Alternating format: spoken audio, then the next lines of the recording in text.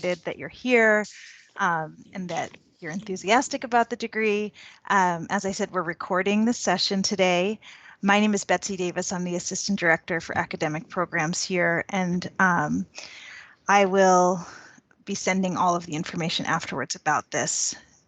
Let's see, I'm going to share my screen and we can really get started.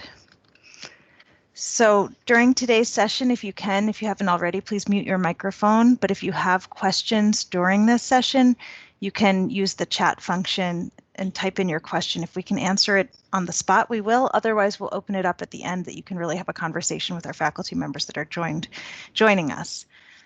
Today, like I said, I will turn it over right now to Dr. Chu, who's our program director.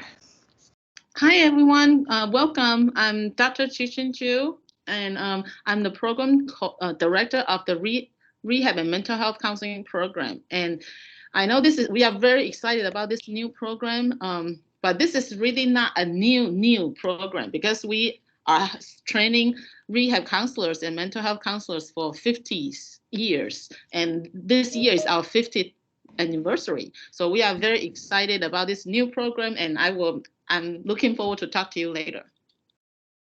My name is Dr. Jillian Heilman.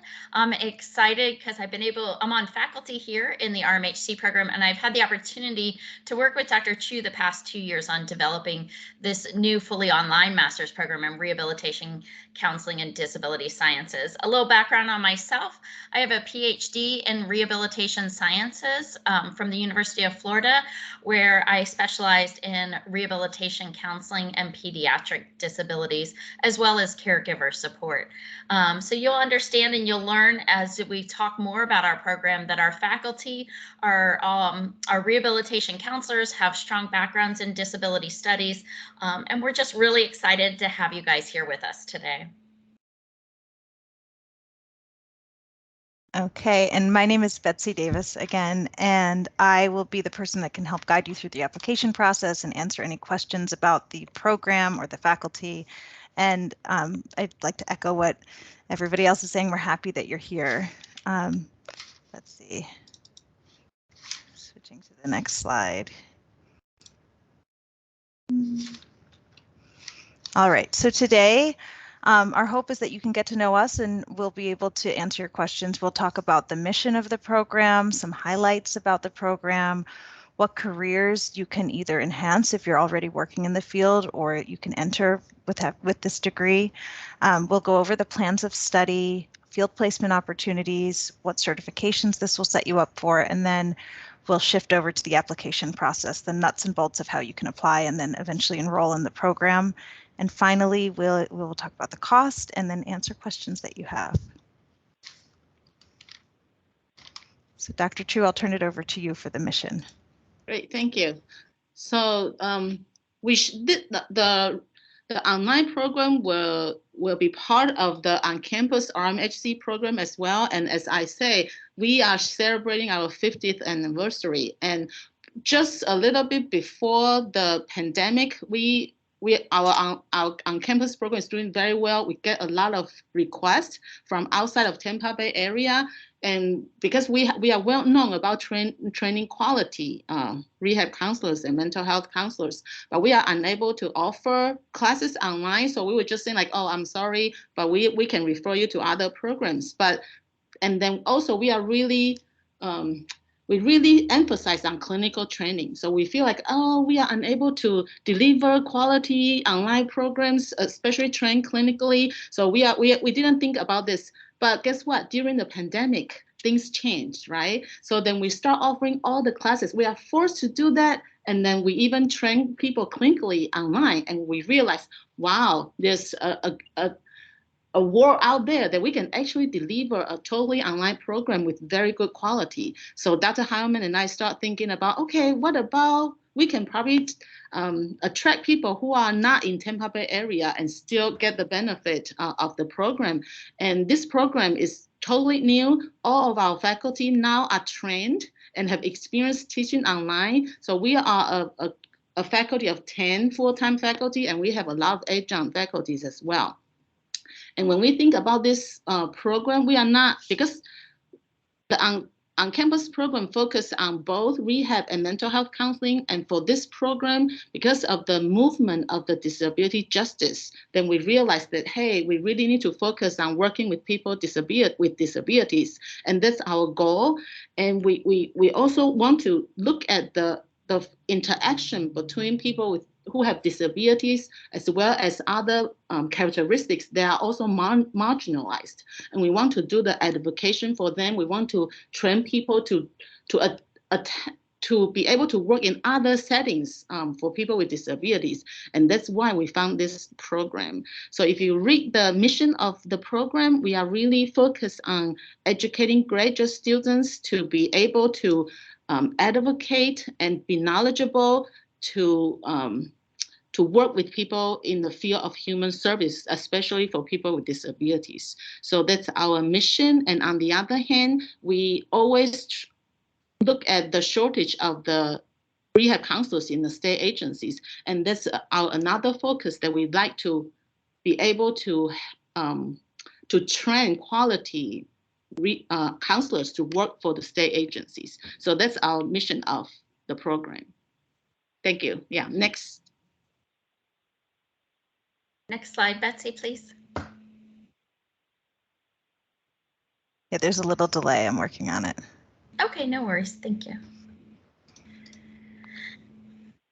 So as she's working on switching the next slide, I'll kind of introduce you to what we're going to be talking about next. I'm just going to highlight some of the key things about our program and reiterate a little bit of what Dr. Chu just shared with you. When this program started 50 years ago in USF, it was strictly a rehabilitation counseling program. And over the past 50 years, we've merged with mental health counseling and we've branched off and had a marriage and family therapy program and all these different great programs.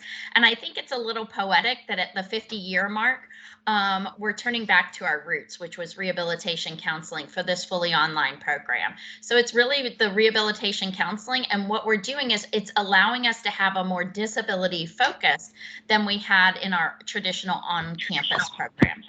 So quick little bit of information about this new master's. It's a fully online 60-credit master's degree program, and KCREP requires 60 credits for a master's program in rehab counseling, and CRC does as well.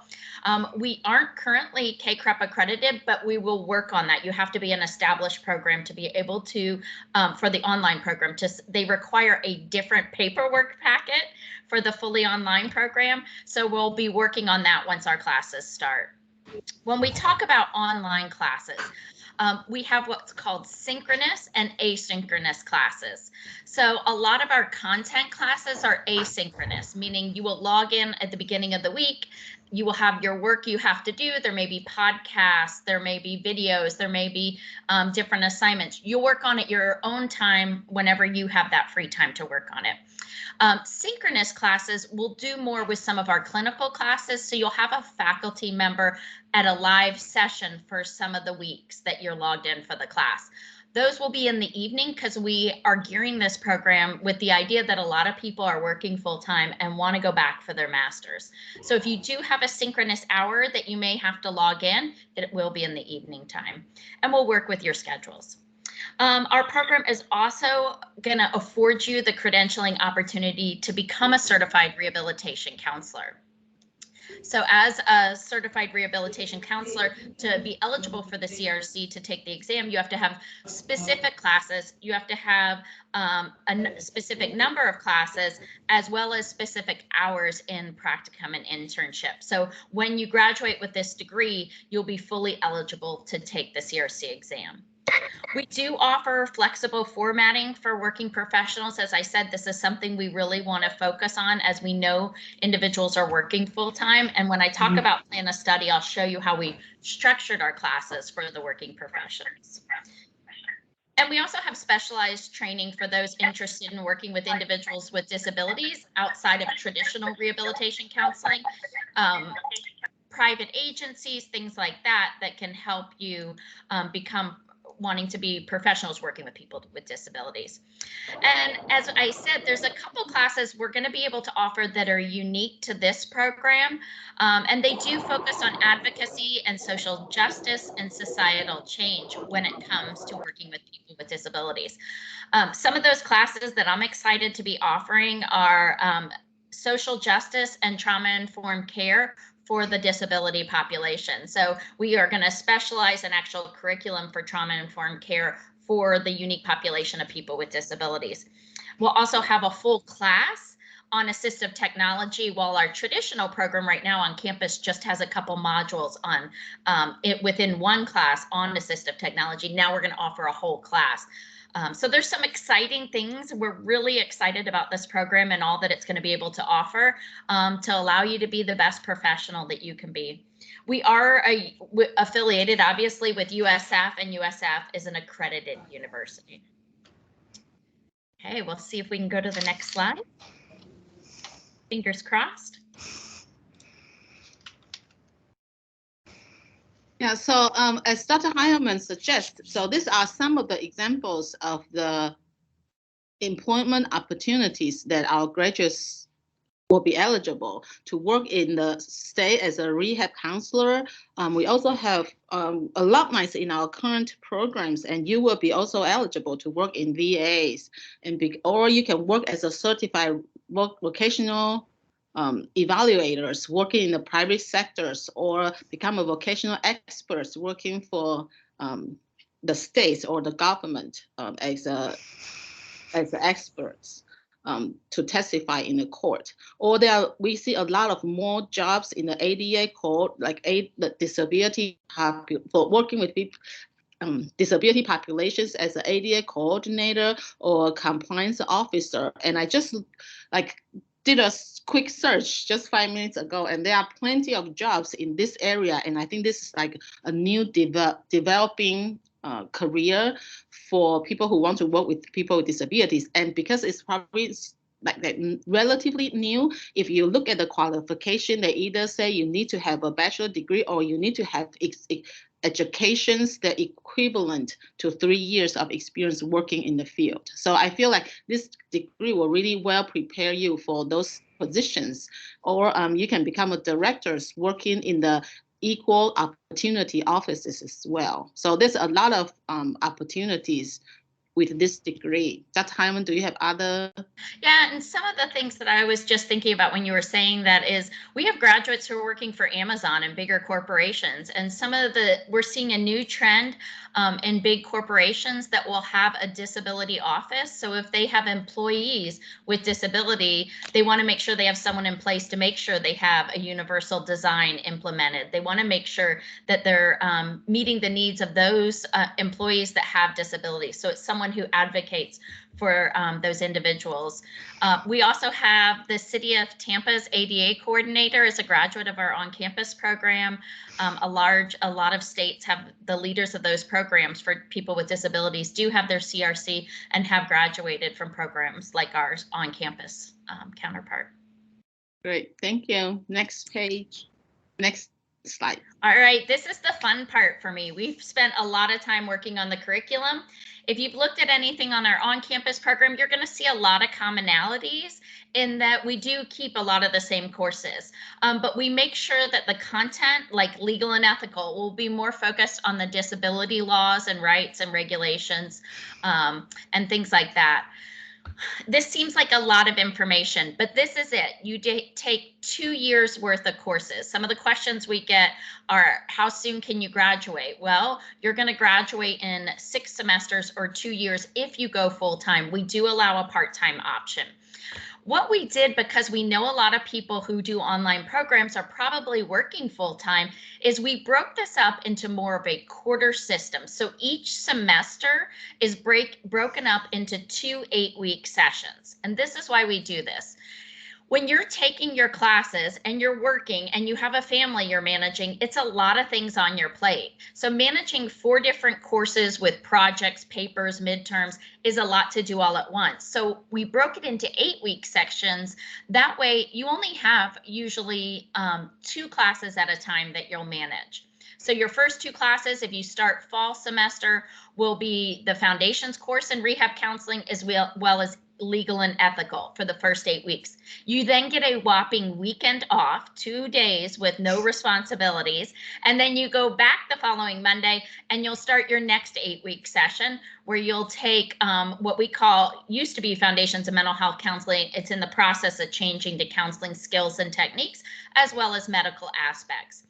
And then you'll do those 8-week sessions again in the spring. So you'll do 2 classes the first 8 weeks of spring A and 2 classes of the second 8 weeks of spring. Over the summer is an opportunity to do your practicum as well as 1 course, and that's in a 10-week session. And then we go back to 8-week until you get to your internship. And a lot of the questions we have gotten is, if I'm currently working in Voc Rehab or working for a rehabilitation agency servicing people with disabilities, can I use my job as my practicum, as my internship? The short answer is yes. The longer answer, that's not too long, is we want you to work with your supervisor and with your academic advisor once you're in the program. And we will ask that you challenge yourself to take on some new responsibilities in that same job. So if you're working, say, with career assessments, and maybe you challenge yourself and you've never worked in the high school or with the transition team, you take on some clients in that area. Is that what we're kind of, am I right on that, Dr. Chu? So it allows you a new skill set and it allows you to challenge yourself. So you're still working for your agency, but in a different capacity, or add some additional responsibilities to what you're currently doing. But that way people can still work. You will, in addition to being on site at your practicum and internship, you'll also log in for a class. That may be a couple live sessions, the others recorded, and you will check in with a supervisor on campus who will review the different applications and check in and see if you have any questions throughout your practicum and internship. So what we do offer is we do offer a fall start date, which the deadline is June 1st, and you do have time to get all that in. Don't stress over it. And we also have a spring start date. So you can start at either fall semester or spring semester. One question I have gotten a couple people asking about, I already have a master's degree, or some people have 2 master's degrees, and they want to still get their CRC. We do allow students to take our courses as non-degree seeking students. It's a little different application process, and if you are a non-degree seeking student, you'll know exactly what I'm talking about. Just email one of us and we will set you, or Betsy, and we will set you on the right direction for how to apply as a non-degree seeking student.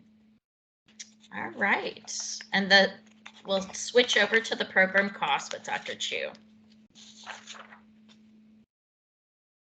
I think you're on mute there. There you go. Okay, yeah, so this is critical, right? The big piece. Yes. So because this program is for people not only in Tampa Bay, we want to take care of all students across the nation. So we compare all the cost of online programs in Tampa Bay area and nationally, and we come up with this like $600 per credit hours. So this is a little bit higher than the in-state tuition, but it's a lot cheaper than the out-of-state tuition. So it's $600 per credit, and for 60 credits, $36,000. And this program is eligible for financial aid, and we also offer RSA training grants and HRSA grants if you are eligible and if you are interested. And for the details, should we talk about details? Yeah, we'll touch on those, I think. Maybe the RSA Scholars Program, we can put that in the chat, probably the link to that, but you can also find it on our website for our RMHC program, because as a program as a whole, we're RMHC, and this is one program under it. Both our on-campus and our online rehab counseling programs are eligible for what we understand for the RSA Scholars Program.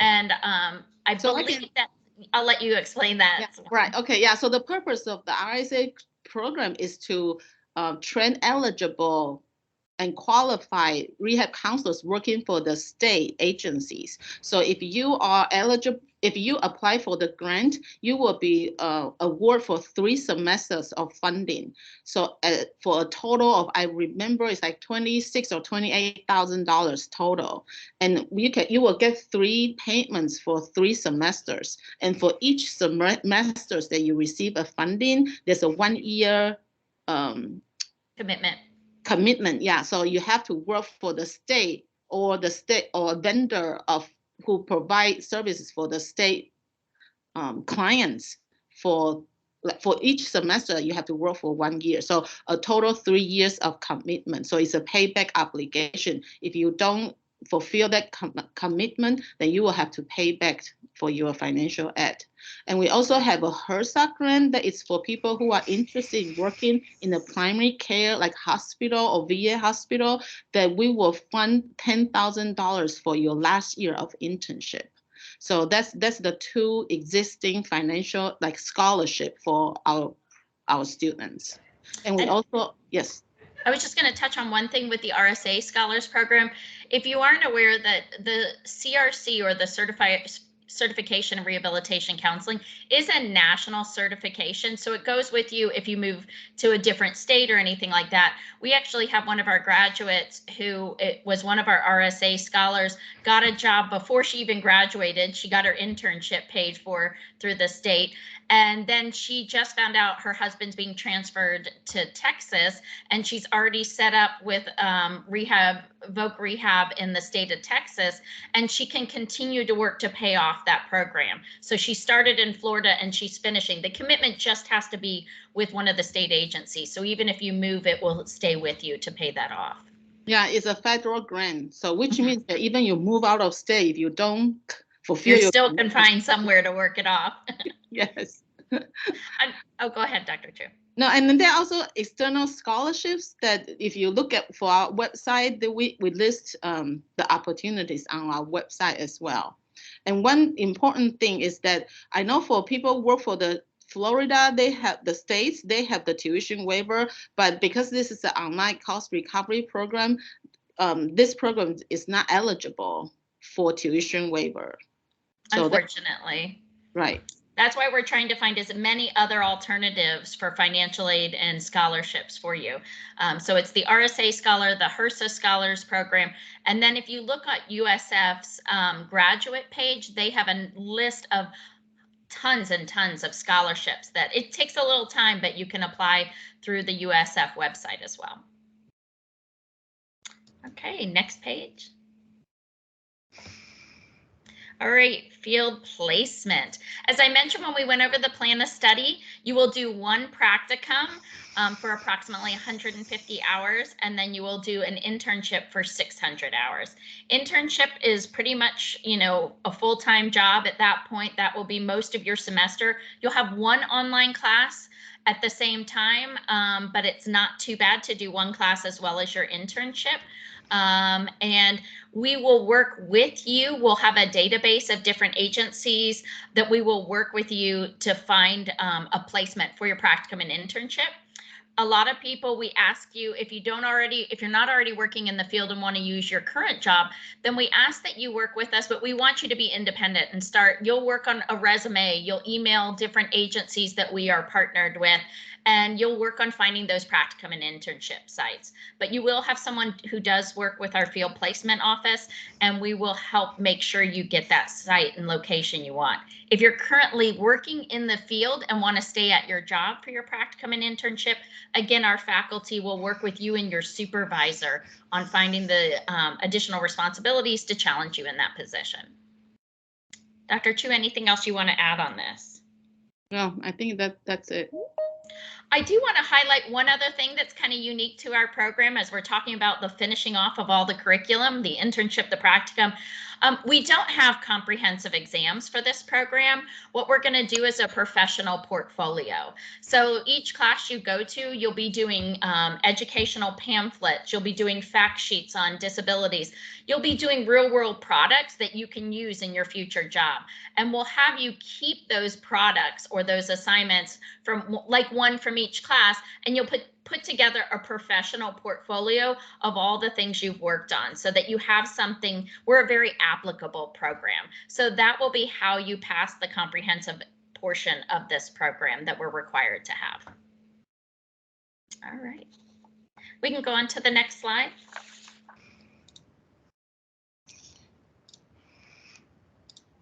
Okay, thank you. So are you still able to see my screen? Yes, we can. Okay, wonderful. Okay, so again, I'm here to talk about the application process, and hopefully all of you are listening and wanting to apply right now after hearing all about the program. And it is a pretty simple process, which is great. So I just included some screenshots here for you, but you would go to our main website, usf.edu/RCDS, and then on the left-hand side, there's a tab that says admissions. So you would click on that. And then at the bottom of that page, there's a place where you can hit apply now. And that will take you to the Office of Graduate Admissions, the Office of Admissions website, where they'll ask for you to create a profile, include some of your educational background. And then there's also a space there where you can upload your supplemental materials like your statement of purpose and your resume. And in that, there's a place where you can have the portal send out a request to your recommenders for your letters of recommendation. So that needs to come from the portal to make sure that it's that we can make sure that they're confidential. And so let's see if I can go to the next page. It might take me a second of maneuvering. So when you're preparing for your letters of recommendation, as you're putting your packet together, just have access to their email address, because you'll just need their name and email address for the online portal. That's right. And a good thing to keep in mind is that after you send it through, to let them know that they should have gotten something from our admission office, and sometimes it goes into spam, so just to have them look into it.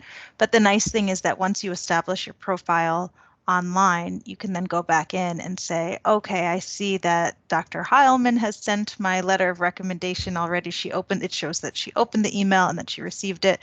And then it will also show when it's submitted, but then you can see your other recommenders if they have or haven't accessed it yet. So you can follow up with them directly and you can know if it's been submitted.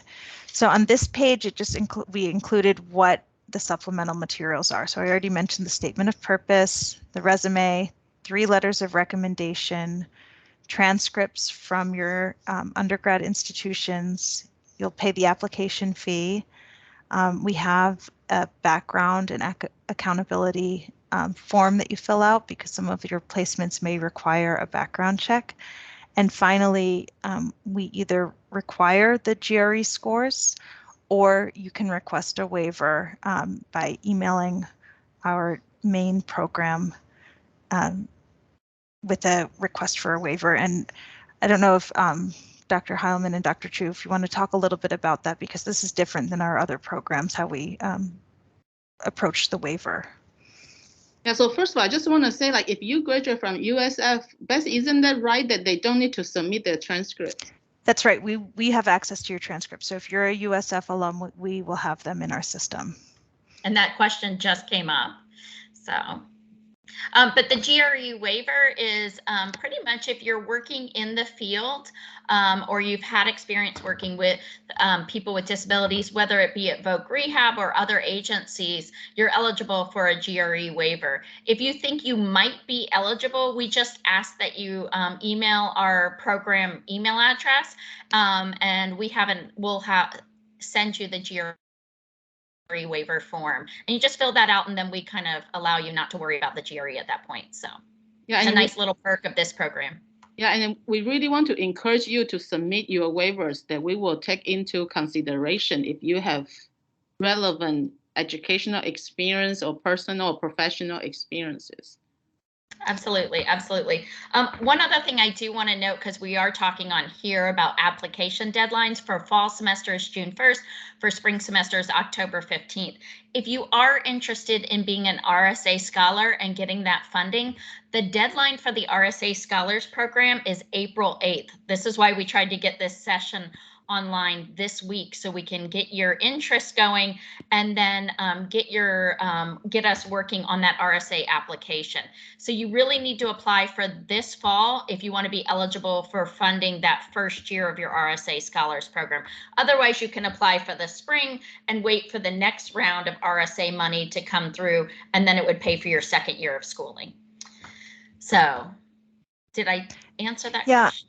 And I think that brings up another good point. So there is not an interview process with this program. So once you submit your application, if you believe you have everything submitted, you can email that same email address, cbcs-rcds@usf.edu, or you can email me and just say, hey, Betsy, I think that my application is complete. And then I'll go in and I'll check that we have everything. And then I will send your application to the admission committee, and they will review on a rolling basis. So there shouldn't be much of a delay. We're hoping that this will be Once a smooth, yes, fast process. We do have, I'm sorry, we do have a couple questions, and as they keep moving up, I wanted to address, because it's something you just touched on earlier, was the letters of recommendation when we talked about what the application should include. If you're still in school or you're recently graduated from undergrad or a different master's program, we like to see one letter of recommendation from an instructor so we can see your academic ability. But if that's not, we understand some of you may have been out of school for several years. So it can be a supervisor, someone in a leadership role that you are working under, those types of people, professional, as well as if you volunteer at agencies as well, can write that letter of recommendation. GPA requirement, do we have that in there? I don't remember it off the top of my head. The university has a GPA requirement, which is 3.0 or higher. Okay. So yeah, there would I will say, I will still encourage you to apply if you are close to 3.0, because we can review your, because we want to review your application as a holistic process, and then we can, ask for petitions if we see you are, if we see your potential. And some people had really rough freshman year back in their undergrad days. So we understand that when we look at your coursework, we really focus on is those last 2 years when you're in your primary study. We also have, if you are already enrolled in a USF grad program, what is the process to use to transfer programs for this one?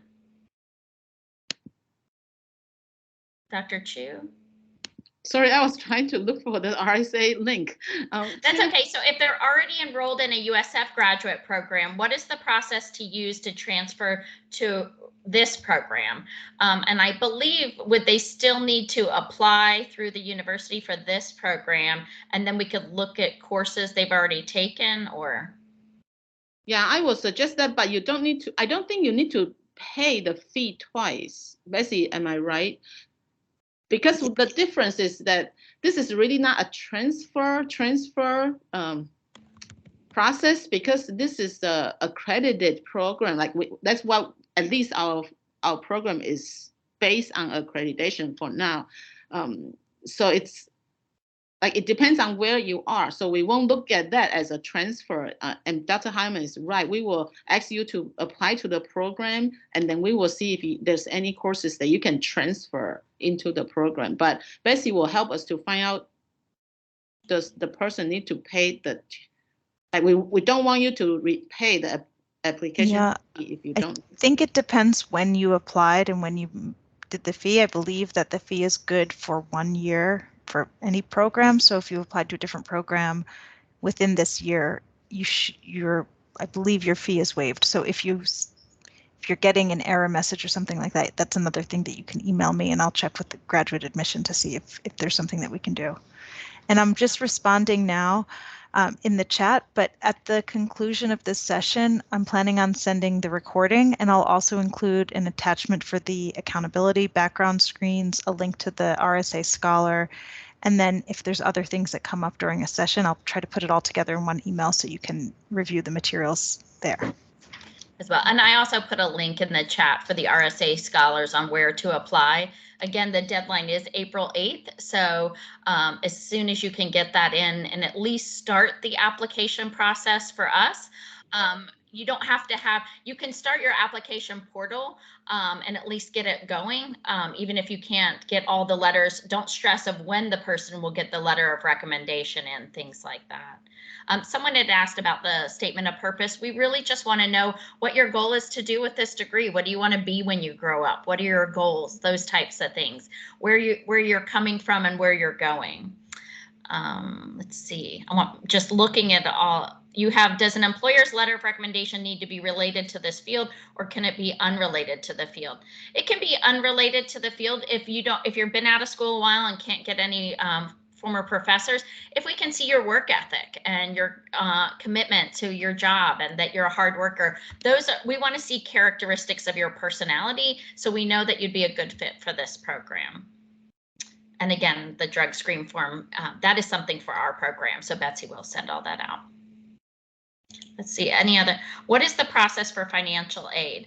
I believe we are eligible for FAFSA. So Betsy, could we include in that email to them also the link to the graduate school's financial aid portal? Because there's a form you fill out for that, and it will tell you you fill out all different types of financial forms, and then it will tell you how much money you're eligible for graduate school.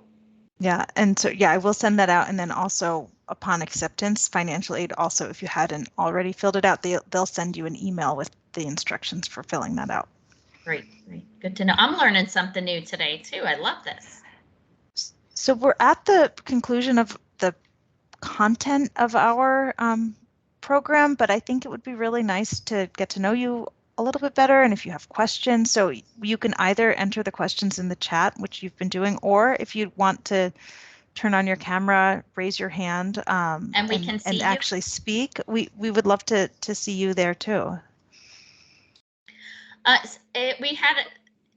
We have a couple more questions, so I'll read them as we're going. How many spots are in this program? Well, you guys are lucky. We are the first, it's a brand new program, so we do have opportunity for growth.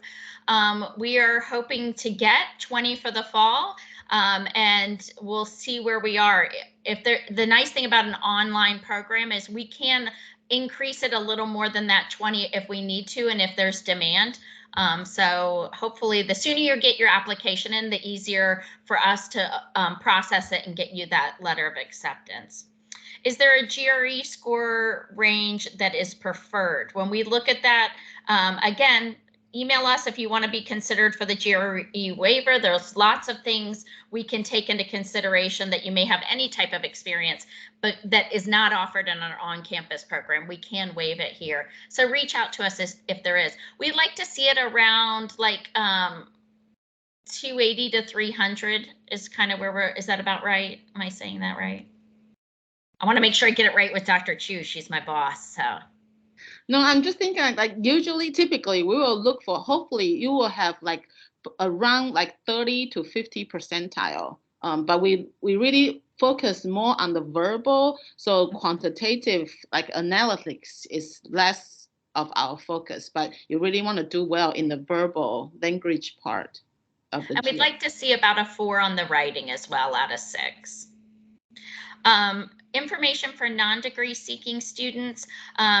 I think that's Denise, and you will go through the registrar's office if you're a non-degree seeking student. And if you email Betsy, I believe she can email you some information on how to go through that process for the non-degree seeking student. Is that accurate? Oh, yep, you already said that. I took the GRE and don't remember, but it's online with you. How would I check my score? It's online with USF or with our program. Is that Joyce? I can take that question. Joyce, we can, we should be able to access it through USF if you submitted it to USF. And if for some reason we can't find it, or you can send me an email, and then I can contact graduate admission. Once you've already started your application, then they would be able to link it. So as far as the waivers and then anything related, you have to start your application first, and then we can either waive your GREs or help sync it to your application. Yeah, so like Joyce, I saw you say you were in a master's program way back. So if you have taken GREs, or if you have several master's classes, that you could you could really request for a GRE waiver. So send us your transcripts and the classes that you have taken. We just want to make sure people are able to handle graduate level of coursework. So if you have complete several classes, I think you will be fine. And if you have a master's in another degree, you would qualify for the GRE waiver. We do have a question from a couple people. How does this master's program differ from rehabilitation and mental health counseling program? Dr. Chu, do you want to do that one, or would you like me to? Yeah, so for the on-campus program, it's really a dually accredited program. So usually students come, either they want to become mental health counselors or rehab counselors. But for this online program, we really want to focus on rehabilitation counseling and disability advocacy. Right, Dr. Hyman, what's your... Yeah, it's really more focused on disability and working with the population of people with disabilities. The on-campus program has both the rehabilitation counseling and disability component, but it also has the mental health counseling component. So you won't be eligible at the end of our program. You won't be fully eligible for an LMHC or to be a licensed mental health counselor. If that's what is that answering your question, Trinity? Yes, thank you so much. Thank you. Thank you. When we mention personal experience with people with disabilities, what is that exactly does that include? I can't read today. Sorry about that. That can include just about anything. Personally, for me, just as a little background, my devotion for going into this field is because I'm a mom of 3 children with chronic medical conditions, one of which, my oldest daughter, had a rare chromosome deletion. We were told she never walk, never talk, never eat, and be cognitively impaired by the first counselor we met who diagnosed her with 18q deletion. It was not a happy appointment for us. And after she was diagnosed, I realized there needs to be better trained professionals who are going to give these diagnoses and talk to these families with children with disabilities. So even this personal experience has made me a better professional, and my professional experience makes me a better mom. So even if your experience with people with disabilities is on the personal end, please do write us in and let us know, and we can talk about what can qualify for that GRE waiver. Our goal is really to train professionals to the highest standards if they're going to be working in this population. So we feel like you have something special to add as well. Do we anticipate this program becoming eligible for state tuition waivers? No, we don't, unfortunately. That's one of the hard parts about when we design this program. The state will not allow us to be eligible for it at this point. So, and we don't anticipate that to change. We do have, again, if you're willing to commit to working for the state, you can apply for the RSA Scholars Program, which pays them a large chunk of that tuition. What we haven't clarified with the state yet, and if someone's on from the state, I'm not sure. They do have a textbook waiver form as well as a tuition waiver. I don't know if you'd still be eligible for the textbook waiver with the state, and that's something we can check with our state. Yes, your own experience with disability is absolutely a way to get a waiver for the GRE. So you're going to provide a different richness to our program that would help with the discussion and give us a unique perspective. So absolutely. So this isn't a question that's come up yet, but I just as a personal note, I sit right next to Dr. Chu and Dr. Heilman, so I've heard them kind of imagining this program and bringing a lot of creativity to how it will be delivered, and I see it being different than the RMHC program, not just based on the qualifications, but also this like quest for social justice with individuals with disabilities. But I didn't know if you guys wanted to talk a little bit about the podcasts that you're doing and the different ways that you're delivering the information on an online setting. Absolutely. I'll share a little bit about that. I'm working right now on designing 2 of the classes for this fall semester. One of the things I totally respect is being a working professional and going back to graduate school. When I went back for my PhD, I had 3 kids that were 4 months old, 3 years old, and 6 years old, and I drove 2 hours to Gainesville every day. So one of the things I did was a lot of anything I could listen to and make use of that time. So for the medical aspects course, one of the things I'm doing is I'm doing podcasts for each module for every week. And I interview a person with a disability. We talk about the psychosocial impact that disability has on the individual, including vocational implications. So those are things, parts of our courses, you're going to be able to listen to on your way to and from work, on your way listening to a podcast, doing the audio version.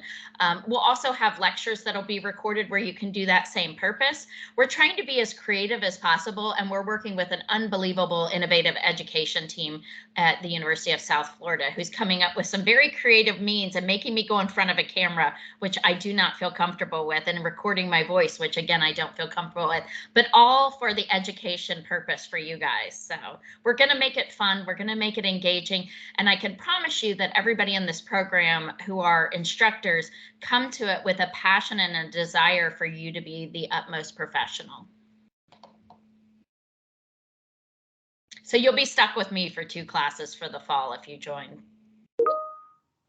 Will you have written documentation or transcripts if the podcast we are not? Absolutely. All our programs are going to be ADA compliant.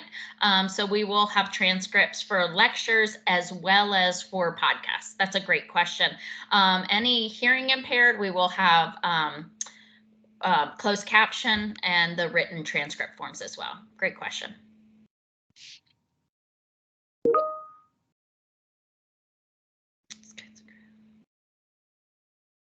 Yes, that is one thing we wrote. If you're not looking in the chat, these kinds of creative, flexible options are also awesome to accommodate the needs of people with disabilities, which is kind of ironic. It's not just ironic, but it's well orchestrated. It's something we really wanted to do. Having my own kids who are going off to college, with a disability, and we're trying to be creative and think outside the box. So can you tell us a little about the other program instructors not present?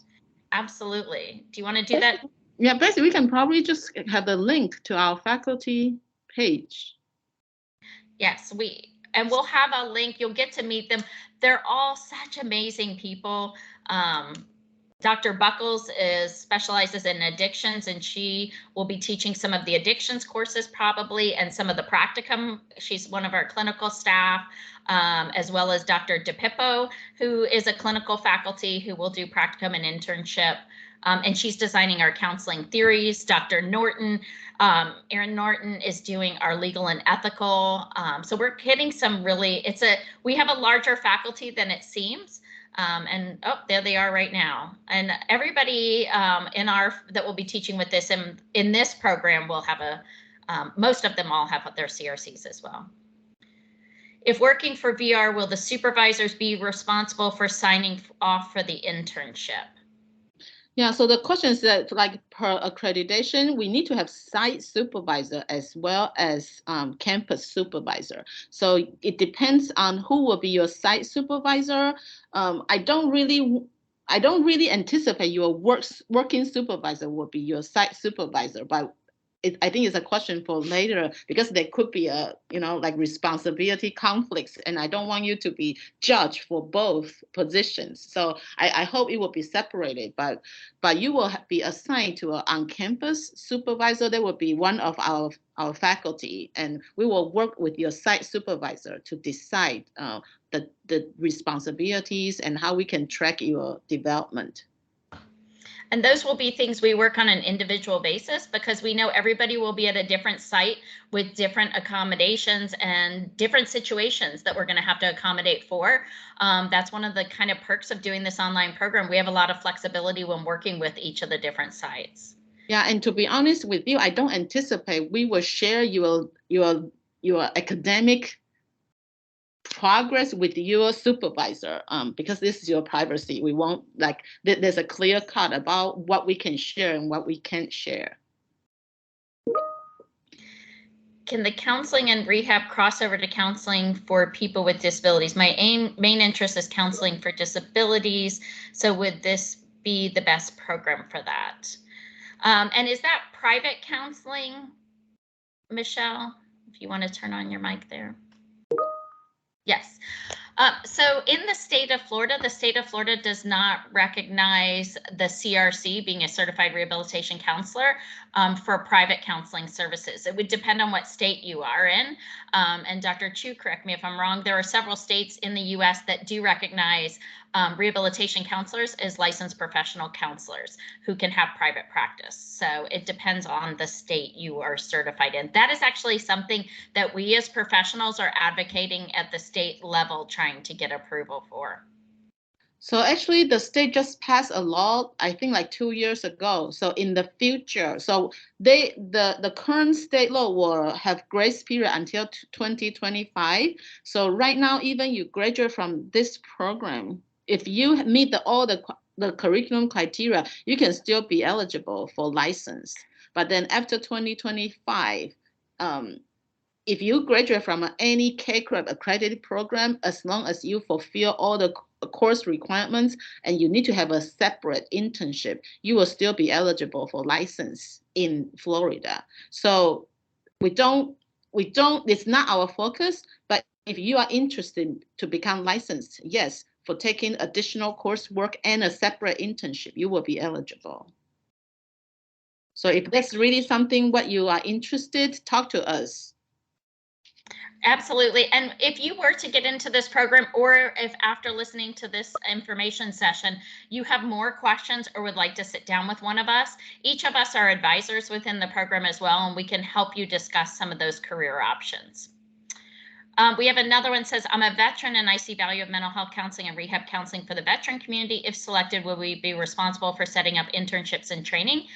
So we do have a partnership with the VA. And a number of our rehab counseling students on campus are working and have done their practicum and internship with the VA. You are still responsible for emailing their program coordinator, which we will help provide that information. And you send them your application, express your interest, and we work with them and have a partnership with them, but we'll still request that you contact them as a way to develop your own professional identity. But we do have a number of rehab counselors over at the VA. Thank you for joining us there, Brian. I see you have to head out. Anybody else? Further questions? I know we're getting close to 1 o'clock and some of you may be on your lunch hour. Since this is an online program, are there practicum and internships that are also online? I know our practicum and internship course, in addition to your hours, our course itself is online.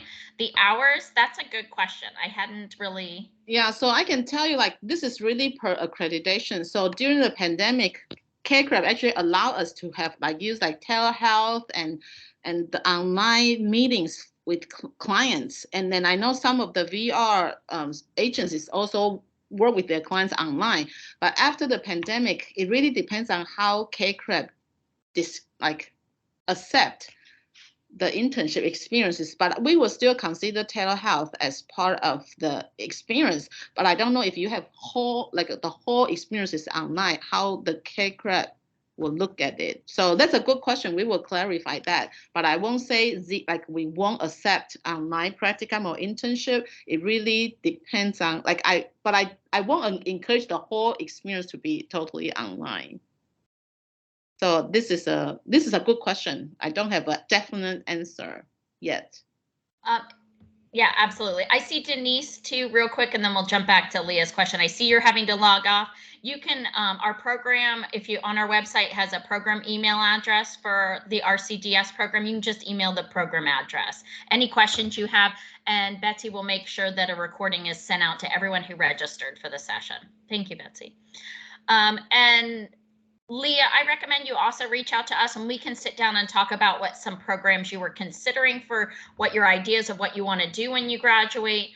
We have people who don't want to become rehab counselors and may just want to work with populations for agencies servicing people with disabilities. And we may be able to plan and coordinate different types of practicum and internship sites for you to get those to meet that criteria for our program. If you're not interested in getting the certification as a rehab counselor, just as a different option as well. So we can kind of work there. As an undergraduate junior, what can I do during my last year to make my application stand out?